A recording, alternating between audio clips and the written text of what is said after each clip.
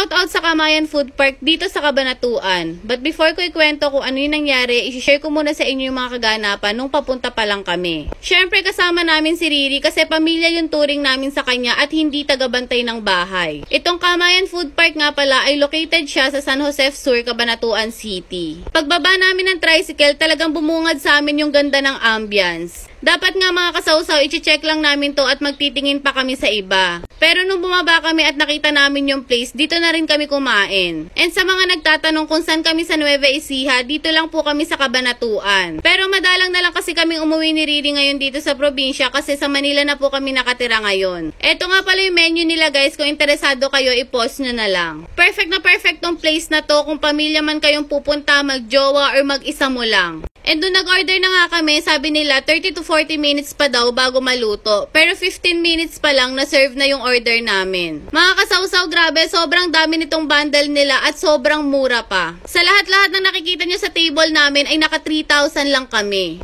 Isang buong pamilya kaming kumain at meron pa kaming na-take out. Ganun po kadami yung na-order namin mga kasawsaw. Nung una nag-aalala pa kami kasi baka maliliit yung serving nila. Pero nakita nyo naman grabe yung manok pa lang sobrang laki na, lalo na yung crispy pata. At alam nyo ba mga kasawsaw, hindi ako kumakain ng tahong at pusit pero dito napakain ako. Kasi sa ibang malansa yung luto nila pero dito walang kalansa-lansa. And ayun na nga, ichichika ko na ngayon sa inyo kung bakit ko sina-shoutout tong Kamayan Food Park dito sa Cabanatuan. Huwag kayong pupunta dito kung nagda-diet kayo kasi mapaparami talaga yung kain nyo sa sobrang sarap. Alam nyo yung panira talaga sila ng diet at hindi kayo makakatanggi sa mga pagkain. Kahit na plano nyo lang talaga ay magkape. Katulad nyan mga kasawsaw, ang sabi ko hindi ako magra-rice kapag sumama ako sa kanila. Nung nasa bahay pa lang kami, magkakape na lang ako. Pero sino bang makakano sa ganito kasasarap na pagkain? Grabe na talaga kayo Kamayan Food Park. Ang dami ko na nakainan ng mga ganitong klase pero isa to sa pinakamasarap. Alam niyo yung tipong mapapa-extra rice pa talaga kayo.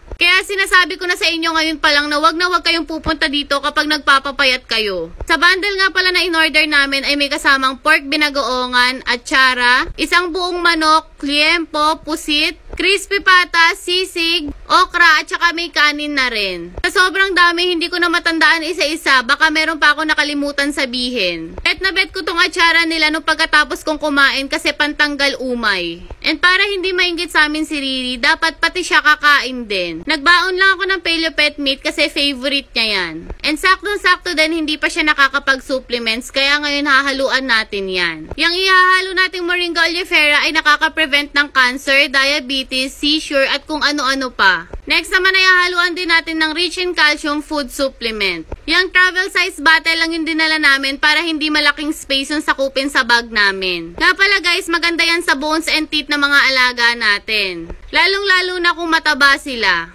So ayun lang guys, kung gusto nyo na mga ginamit ko sa video, ilalagay ko na lang lahat sa yellow basket. And kung naghahanap kayo ng kainan dito sa Cabanatuan, dito na kayo kumain sa Kamayan Food Park. Ayun lang, follow me for more. Bye!